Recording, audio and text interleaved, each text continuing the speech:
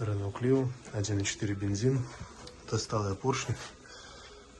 Как видим, хон практически отсутствует, поэтому надо будет нарисовать новый.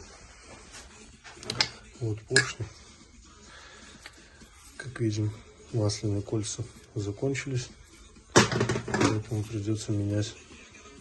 Не крутится вообще. Вкладыш, в принципе, более-менее.